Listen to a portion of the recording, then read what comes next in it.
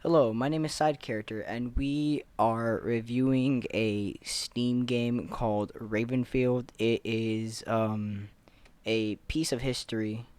It's been through a lot is a word for it because it is one of the I feel like one of the oldest tactical funny games there is. Like not like there is a lot. This one's more on the funny side. It is a red versus blue concept, meaning that they have the same everything except it is just different colors. So, what about Ravenfield and what it makes it so fun? Ravenfield is one of those games where it is a sandbox game, and sadly, there is no multiplayer for it. There is a multiplayer version of it. It is for free, and yeah, but you do not get access to the full game if you do download it. You only get access after you buy it. So Ravenfield, like I said, piece of history. Um, One of the reasons that people play this game is because it can be heavily modded and it can also be super fun, even just by playing by yourself. The ragdoll physics are amazing, and it is one of the top games on the leaderboard.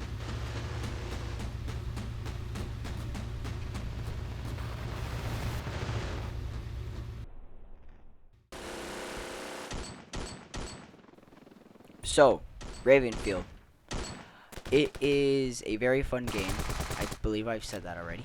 I just cannot describe how fun this game is because even in modded terms, it is one of the funniest games I've played, and also it can be very cinematic at times, depending on what you really do and depending on what your playstyle is. I like to say. This game can almost fit any playstyle. For example, if you're one of the tactical Arma 3 players, this game has a special game mode where it allows you to go throughout bases and complete objectives. It is also, like I said, heavily modded. And I mean heavily modded long term because there is an endless amount of mods that make this game really fun and really shows you how the community is. Honestly, this game has a very loving community, and I love this game personally. It is one of my top picks when none of my friends are online. Not like I have any, but still, it's pretty fun. Um, there is some things I like to talk about, but besides that, it is a really fun game. We will get to those things in a second.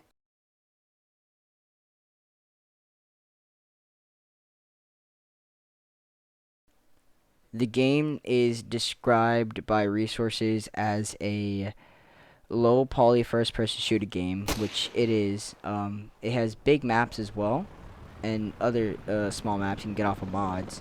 This game, it can be heavily modded, like I've said 3 times, I think. Um, I mean that in a lot. Sometimes the maps are broken, and some NPCs can shoot through the walls, which is, I think, a hitbox error or a barricade error. I don't know. I'm not that good at coding. It is made by Swedish programmer Johan Hassel. I believe I'm saying that wrong, so I apologize for saying it like that. He also goes by Steel Raven 7, which I think he got the game inspiration, Ravenfield. Um, the guns. So, the guns are really cool, and I like the idea. The recoil is pretty good. The only problem there is that the guns are kind of broken from time to time. For example, the Quicksilver and the Eagle 76, which are the shotgun and the Sten gun. It is undoubtedly clear that the Quicksilver, it doesn't have reloading sound effects. It doesn't have a proper bullet model, which is just firing cubes. I have it. This should be at the beginning where I was shooting and it was just cubes. Also, same thing for the Eagle 76. It's just cubes, but a lot of cubes, like a shotgun does. Some of the guns do not have a reload sound effect, which is mostly the SMGs, the pistols, or like one of the pistols. the snipers. The only ones that really have sound effects are the assault rifles, like the RK-77, RK-44, RK-44, and the Patriot. Yeah, the Patriot. Sorry, don't know what I'm doing right now. But besides that, the game is really fun, and the gameplay is amazing. Make sure, if you are playing this game, to use mods. I heavily recommend that. It makes your experience so much more funner, and it can get you a lot more smoother guns, cooler guns, and for example, you can have Clone Wars type battles. You can have the Battlefield type battles. There is mutators, which lets you get random skins from Battlefield 4. You can also have different vehicles, and you can change out the vehicles. For example, you can change out the support helicopter to a LAT from the Clone Wars.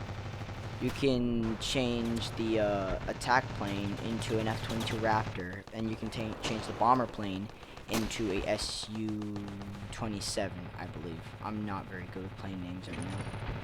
But, like I said, really fun game. Gameplay, I would give it a solid 8 out of 10 or 9 out of 10 because it is made by one guy after all. And this one guy has changed a lot of views on funny ragdoll games. I like to think that.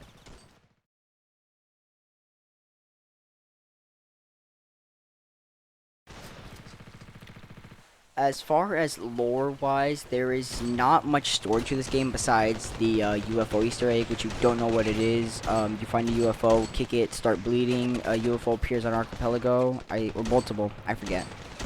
And if you do a certain amount of other Easter eggs or parts to the Easter egg, a railgun would appear, or not really appear. It's more of like it'll drop down on your team, depending what team you're on. I believe it's only accessible for Eagle, which is the blue team. Besides that, yeah, that's pretty much all I have. I figured out the year it was made in, which was 2017. It started out as a block game, and it evolved into this beautiful mess. I wouldn't really call it a mess, but it's very beautiful. It's a very beautiful game.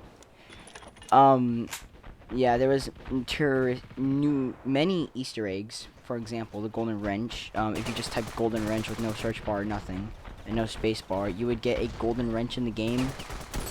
I don't think that's there anymore from what I've seen, but then again, there could be many things I'm missing, which I am always missing something. If you made it this far into the video, thank you.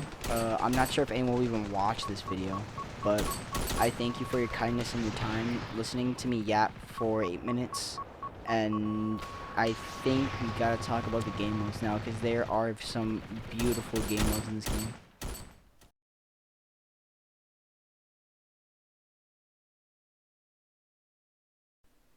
Conquest is more of a campaign type game mode. Even though it is its own story by itself, it's not an actual story. It's just another game mode for all the people that like to do type games where they research and go to war, and they keep researching until they get to the top. That is what this is. This isn't the only game mode. There is scripted mission, which is a new thing that they added, where there is a mission of sorts. And from what I've seen, it is a very good implement, and I think it will go a long way because it is one of the only story-based game modes in this game. Another one is Spec Ops mode, which is I think I've said this before. It is a game mode where you go around and sabotaging enemy bases, such as destroying their equipment, destroying their ammo, and I think taking down certain objectives like commanders, radio men. As you can see here, Conquest. It's a tabletop game, of course. It's called Conquest for a reason. Now how Conquest works is you get a set amount of troops, and the other side gets a set amount of troops, and you guys fight for total control over the entire map. Except there is no winning once you complete it. It just lets you play forever, but there is no more spawning enemies. So technically, you can unlock everything just by clicking end turn the entire time. Now, how does the teams work? So each dice, or not dice, sorry, each little figure thing represents a company, or I think that's what they're called in this game, a company of soldiers. And each company holds 30 people. So after you killed a set amount of people, for example, like 25 or 30 people exactly, a airship will drop and drop in more soldiers, which then those soldiers will help out the team that they got flown in by, which you can see on the on the top right side where the red is, there is an airplane which represents a company of soldiers. This is good and bad for two reasons. One reason is that you get a whole new set of soldiers, but the thing is that that from what I've seen, they glide right onto a major flag point, which is not ideal at the fact that you're gliding into a literal war zone that millions, or not millions, hundreds of your teammates have died on. But does it really matter? Because it's Ravenfield logic, and Ravenfield is a silly, goofy game not to be taken seriously. But my god, is it ever a good game to play once you're bored or if you don't have anything to do. That's all I pretty much have. There are more game modes, but like I said, they are in mods. So if you do want to get more game modes, and if you do want to explore this game at its fullest, I recommend you again to install mods. It is definitely a must do.